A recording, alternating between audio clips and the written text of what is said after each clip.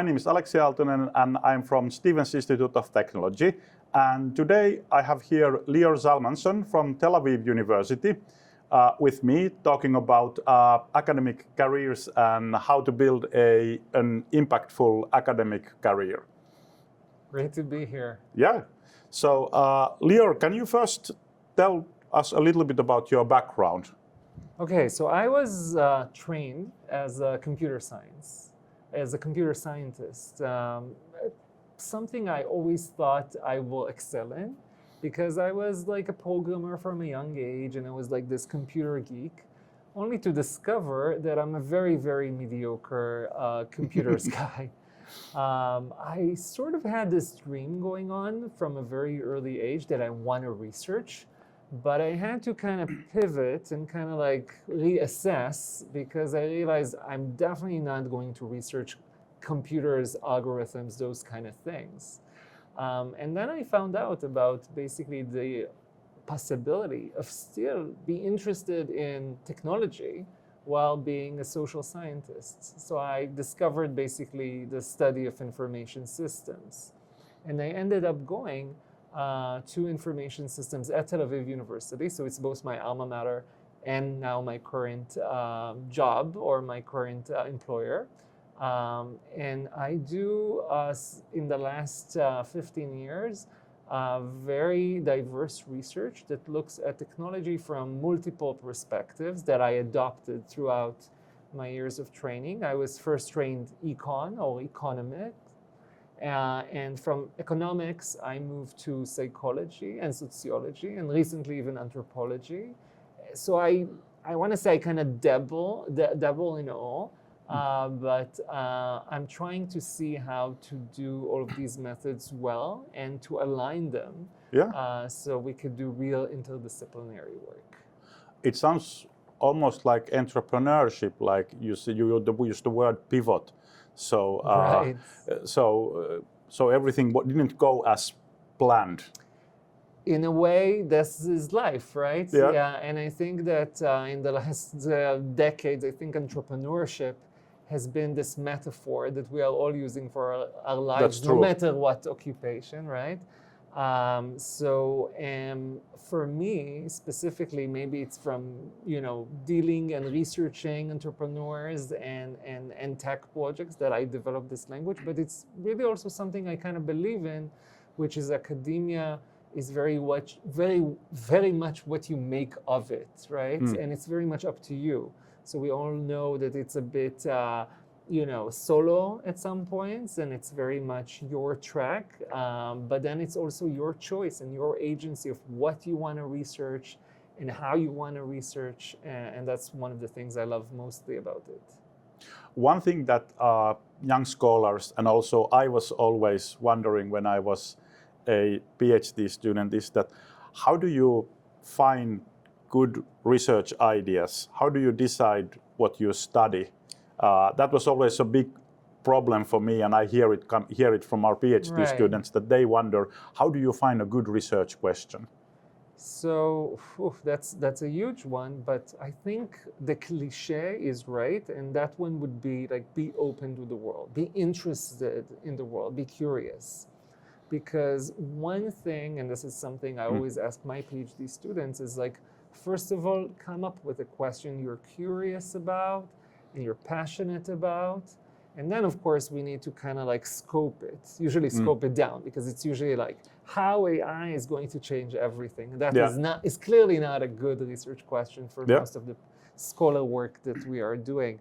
But be open means meet a lot of people, engage in many conversations, read a lot. And when I say read, it's not necessarily like read the textbooks or read like, what is assigned in class. It's a lot about, read the blogs, especially when we research the contemporary. So we want to read the blogs. We want to read, the conversations that are going on social media. Yeah, and actually building on that, you are also, you're not only a scholar, but you are also an artist. So how is this even possible to be a successful scholar and artist? And are these two different things, or So for me, it was never it was never fully exclusive in the sense that I tried from the get-go to see how can one nurture the others. Because I was not trained as an artist. I was actually starting as a writer, a creative writer. And I've worked on plays that got produced and then on screenplays. And for me, this was always kind of similar because I felt like writing academic paper is very different than writing creative pieces, but still there's something about distilling ideas, being creative, inventing the world. That's something I kind of saw as, something that could definitely impact, one another. And it was only later on when I got into writing that I realized, okay, there's a world of creativity out there. I was always fascinated by the art, but I was technically, I'm a bad painter, I'm a bad, I never sculpted. I don't know how to compose. So it wasn't about the technical aspects of it, but once I realized about the work of video artists or the work of conceptual artists, then I saw that a lot of the questions I want to ask as a researcher, but do not have the tools or methods, I could actually do as an art inquiry, as an art exploration.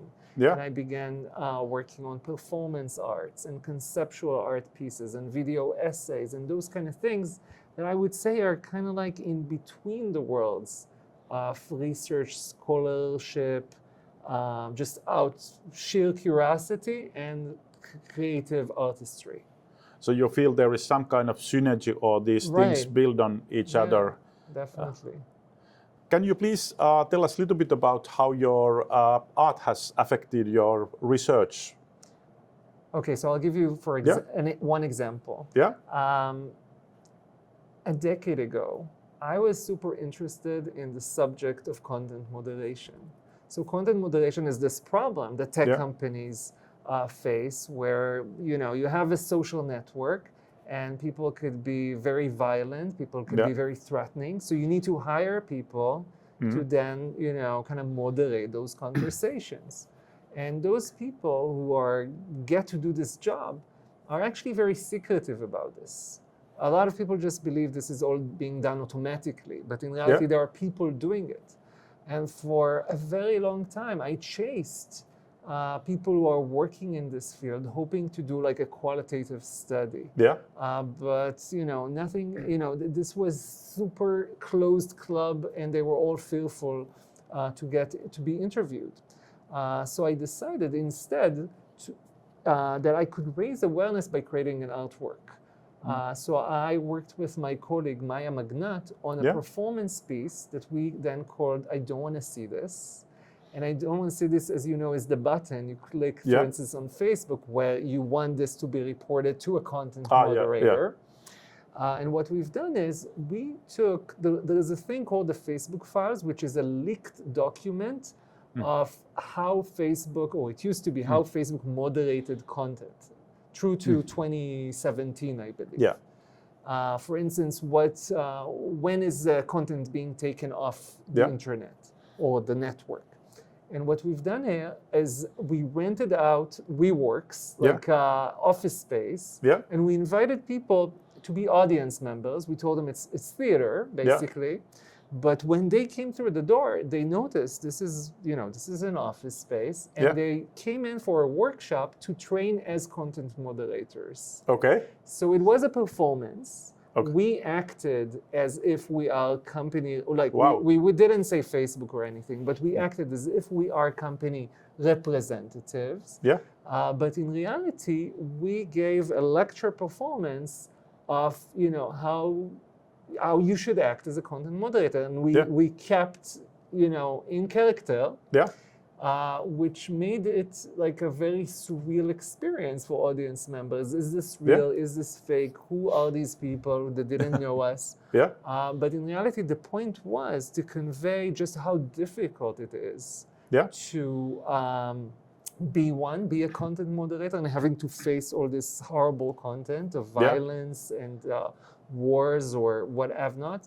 And also to kind of ask a question like, is it okay that moderation is being decided by this, anonymous people or or companies in like this, secretive arrangement? So so that was one way where we made it art. Yeah. But it's really a research-like experience. I think kind of, because I've been also an entrepreneur and I was never an artist. I went to an art high school, but I was probably never good enough to be an artist. But what I find in these different domains, what is common is that interesting things often depend on not just kind of doing something well, but you often need to innovate also the tools of the trade. I see that artists who do cutting edge work, they also recreate their instruments. In research, we see that interesting research often comes with the researchers kind of inventing a new method to do these things. So that's a kind of interesting parallel. And you know what? I had a lot of luck because of that. Because I wasn't trained technically. Yeah. I didn't come from this like, okay, this is what art should look like, and this is what you should do about it. Yeah. I was just open to exploration and innovation. And in that time when I started, people were interested in like, where does art meet technology, or where does like what would be an artistic take on a technological subject or a contemporary issue in society that deals with social media, for example. Yeah. I've made a lot of work about how algorithms of AI, AI algorithms are basically in some cases making things less accessible, not more accessible. Yeah. So for instance, image recognition algorithms that are supposedly identifying things in the world, until recently at least, they did a pretty lousy job. Yeah. And they kind of erased a lot of context and content from images. Yeah. So I created, this gallery show kind of showing just how context gets kind of smooshed and kind of like basically becomes irrelevant. And those technologies that, at least in the beginning, were intended to make things more accessible to people who cannot see, have actually put more hurdles. So I was interested, like, if you will, on like the idea of hubris, the idea of like Silicon Valley thinks they could just go on and solutionize things, like find solutions through entrepreneurship, but the reality could be somewhat more complex. So I use this as criticism, or as somewhat of a playful, reflexive lens as well. Very good. So my last question is that, because you have built a really interesting career and you are working on really cutting edge things, and we are at the moment, as we all know, going through this kind of, I think we can say, quite massive technological disruption with the artificial intelligence, which is developing so quickly that what we knew about it like half a year ago feels like it's already outdated. So what would be your advice to the people who are now doing PhD, that does the future belong to those who kind of stay strictly kind of focused on the latest method or topic and go really deeply into it, or do we need more artist scholars like you? So who will be able to kind of seize the opportunities that this current disruption will bring up? I feel, first of all, you need to very much know thyself, in the sense that, or know yourself, because some people are really good at going very deep. Yeah. And some people are looking almost, I would say, from birth for like the connections and going more broad and wide. Yeah. I don't think necessarily any of these approaches are better with AI. Yeah. One would say maybe that, there are things that AI could do well, like deep research, for example, whatever deep research might mean. But I feel that that is not true. We will need in society both the deep thinkers that could augment AI in one way, but also the ones that are broad and are thinking of multiple angles and new connections. It's true that every work we'll do will be augmented by AI, and AI hopefully will make it better. Yeah. But you are right. There is something about art that is so hard to put in code, or it's so hard, for instance, if you think about like what conceptual art even means. So, it's almost impossible teaching a computer that.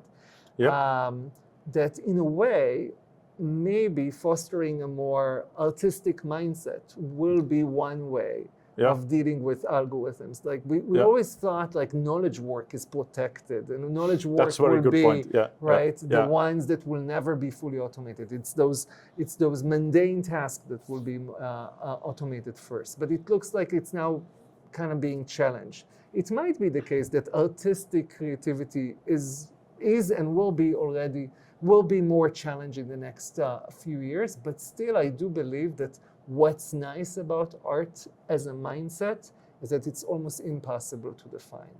And when you feel that you grasp something, no, you actually break the mold and kind of expand again. And this is a mindset. Breaking molds and expansion, I think, is a good advice. Yeah, because I believe that I think in kind of once you create an AI that's able to create nice looking pictures, then that becomes commoditized. Exactly. That's not anymore art. It's almost from the get-go commodities. Like because it was trained and because it works on these statistics and probabilities, it's almost likely that because it was made by a commercial entity and not by an artist, it will go to be useful, or it will prioritize that.